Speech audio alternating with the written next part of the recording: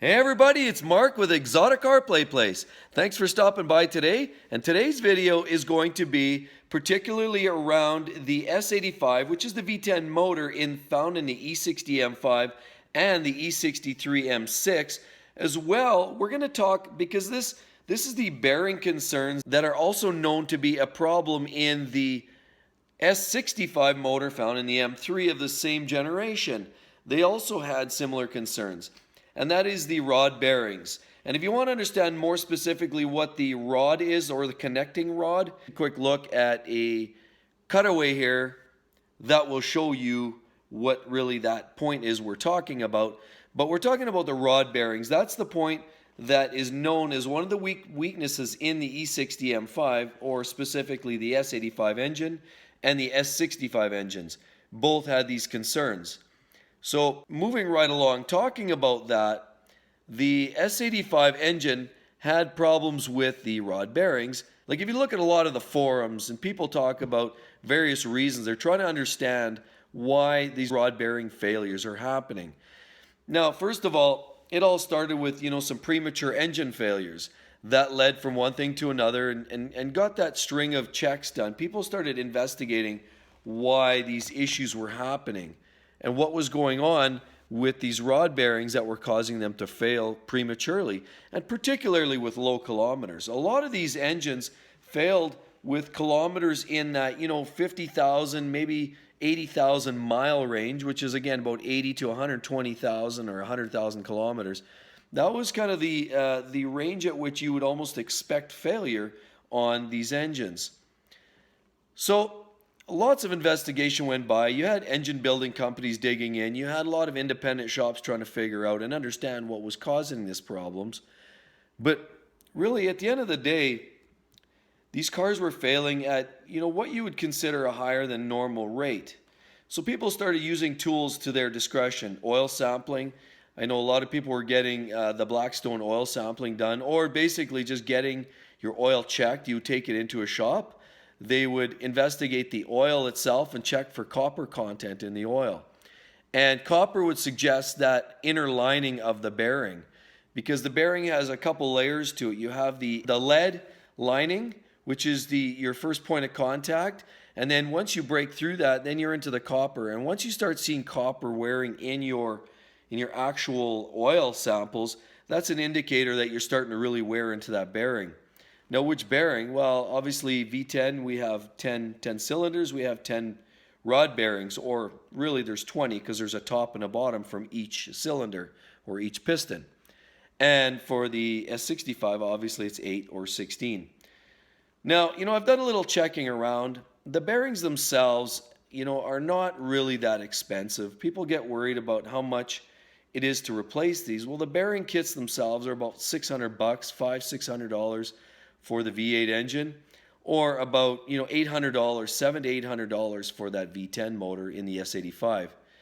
So the bearings themselves aren't that expensive, and we are getting crafty shops that were learning how to preventatively change these bearings, because they were learning the trend. Again, as I said before, the trend was showing that these engines were failing somewhere between 50 and 100,000 kilometers, and in that range, guys were starting to say, maybe it's in our best interest to start just preventatively changing those bearings out. And so crafty shops were learning very quickly that there is actually a fairly easy way to change those bearings. The bearings you could change with the engine in the car. Now, if you were to take your car to the dealership, in most cases, they want to suggest pulling the entire engine, which means you could pretty much double or triple those costs. Obviously, you're talking about a 50-hour job or more. That's what they were saying. If you do the engine in the car job, well, then it becomes much less. You're talking about a few hours of labor and dramatically reduced costs in terms of, that turnaround time. If you're buying the bearing kit, you have to change out not just the bearings, but the rod hardware that bolt it all together, and of course the pan gasket and all that kind of fun stuff, as well as the labor. But it was all accessible through the bottom of the car if you did it that way. Now, the downside, and of course the caveat to that, is if you waited too long and if you saw too much excessive copper scoring or copper wear on your bearings, sometimes you're in a position where you've scored the crankshaft journals. If that crankshaft journal has wear on it, what you're stuck with then ultimately is a crankshaft repair. If you need to actually repair the crankshaft itself, sadly enough, then you're talking about an engine out job, and it is a very big job, and the crankshaft itself would not be cheap if you had that extensive a wear. If it was just a polish and just a light repair on the crankshaft, it's still an engine out job, but you're saving yourself the crank. Either way, it's a very expensive engine. So that's why a lot of people were getting on the wagon of changing their bearings early. They were doing them at that 50,000 to 100,000 miles, and they were saying, I'm going to do them just anyway. It's like doing an oil change. So the question came up, what was causing this issue? What was causing all of that actually to happen? Well, in most cases, the general belief is the oiling and lack of oiling. Some people believe that the pistons and the connecting rods themselves were too much mass. And if you rev the engine too high consistently, that put too much load on the rod bearings, and thus, that would create an excess of wear result. But reality is, that was one theory. The other theory is, ultimately, I think the one that holds more true at this, or the one that holds more water at this point, happens to be more based on the fact that the tight tolerances on the bearings. Now, when BMW got together with the bearing manufacturer, they had a belief that they wanted to see a particular tolerance. Now, the tolerance is the space between your crankshaft journal and your bearing. There is supposed to be an intended engineered tolerance in there, a space. You can't have it right tight. If you have it right tight, that engine will seize and you'll have a problem or a very accelerated burnout rate of that bearing, which coincidentally is what we're seeing. So the general thought is what you have is too tight a tolerance on the bearings. So when you have too tight a tolerance, you're lacking oiling. If you're lacking oiling, again, as I mentioned, you're going to create too much heat. You're going to quickly burn through the two layers of the bearing, and you're going to create that instant failure or very short-term failure. Now, I know I've rebuilt some engines in my past. I've done, engine work like this myself. I wouldn't consider myself an expert, but I do know enough that custom engine builders often use a lot of different tools at their discretion to verify tolerances on the bearings. One of them is a mic, obviously, but that's all pre-engineered, so you're not really checking that stuff unless you're rebuilding an engine. But one tool that a lot of engine builders use, and it's kind of an older tech thing, is called plastic gauging. And plastic gauging is a great way to tell how much tolerance you actually have between your bearing and your rod journal. So what it is really a small strip of wax. And what you do is you put that strip of wax across your rod journal. And then what you do is you assemble your rod with your bearings and your cap, you bolt it all together, you torque it to its specified torque setting, and what that does is it compresses that wax that's laying against between your bearing and your rod journal. It compresses that and it squishes that wax.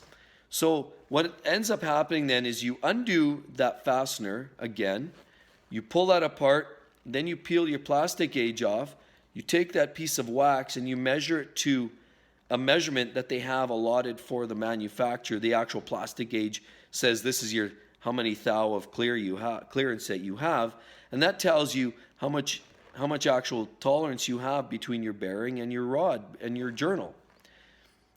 Now that's a custom engine building technique. A lot of these guys, they just say, because we're talking mass production, they basically just assemble, your rod, your bearing, all that kind of stuff. It all gets bolted together. Your crankshaft, everything's assembled, everything's pre-built, and so all that's pre-engineered. But a custom engine builder is going to take that extra time and use those tools at his discretion. He's going to use a mic caliper to verify the tolerances. He may use plastic gauging again as a final check. But these things are ways to verify your tolerance. And the way it looks right now is the E60 M5 and the S85 engine, as well as the S65 engine, have shown to have too small tolerances. And because those lack in tolerances does not let the thick oil, we're talking about 1060 oil that the manufacturer recommends for these cars, that oil is too thick And that, coupled with the tight tolerances, do not let the oil actually get between the bearing and the race, or the journal race there on the crankshaft, thus creating too much friction, not enough oiling, too much heat, and of course you have accelerated wear. So is this a problem that afflicts every engine? Well, apparently it doesn't seem to afflict every engine. I think it's one of those things that's, on the hairy limit. And some cars have that problem more than other cars. And there's cars that get away with a lot higher kilometers before they see significant bearing wear. Now, what's the answer? What's the solution to this? Well, obviously, noises. You're going to hear a knock. You'll get a rod knock. That's, you're going to get a ticking or a knocking noise from down below. Typically, you would expect these noises from at the bottom of the engine. A ticking at the top of the engine could be a lot of other things. I mean, we talk about vanos issues and things like that. But the biggest thing, if you're getting a rod knock or a knock at the bottom of the engine, or a ticking or clicking or some odd anomaly at the bottom end of the engine, that's where you would start wondering about your rods. The other thing, of course, is the simple fact that maybe my kilometers are now getting up there. Again, as I mentioned, 50,000, 100,000 miles. If you're in that range, I would highly recommend, maybe as a preventative measure, consider the change out of the bearing.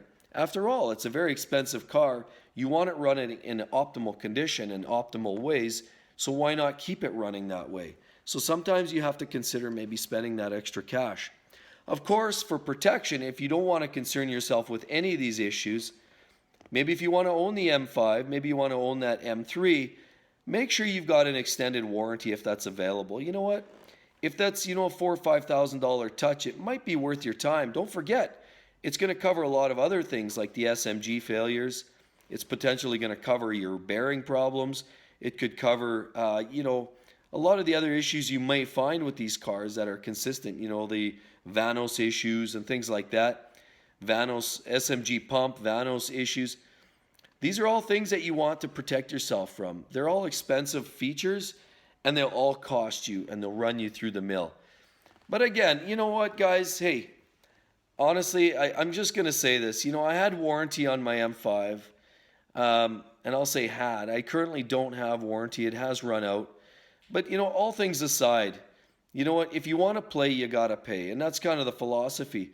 I don't want to be kind of harsh about it, but at the end of the day, this is one of the best performing cars of all time. And you consider how practical it can be, and you couple that with a car that is just amazing. It's almost like connecting your tendon on your heel right to the throttle plate on the actual engine. You know what? It's so connected. You feel such a feeling of connection when you put S6 mode in, dial that in, and you drive that thing with your power button on, and you're running the full 507 horsepower.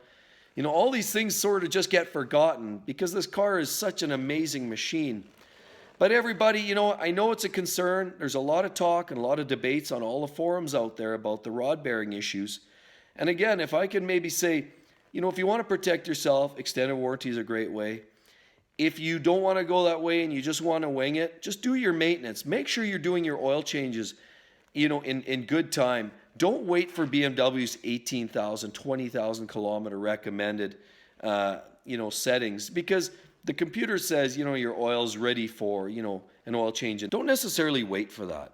I would do your oil changes if you're driving the car hard or in rough conditions, or maybe it's, you're driving in a lot of warm and cooling cycles. Maybe you're driving it a lot of uphills. Maybe it's dusty conditions.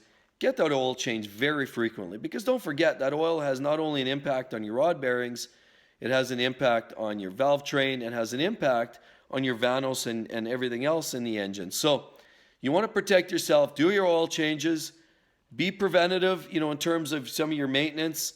And if you need to, like I said, get a warranty. But everybody, I hope you liked the video. That's my summary. I do believe there are problems out there. I'm not sure it's as prevalent as a lot of the forums tell you.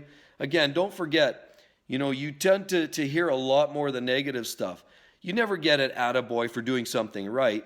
You always tend to get a lot more complaints when you're doing something wrong, right? So I don't want to shuffle it off and say there's not a problem here. I would say that there is definitely a significant issue with the S65 and S85 engines. But you know what? I wouldn't necessarily let that deter you from driving one of the finest cars in history, the S85 engine in the E60 M5. So everybody, I hope you liked the video. Please make sure you do come back again soon. Make sure you do subscribe if you're not already, and we'll catch you on the next one. Okay, bye-bye.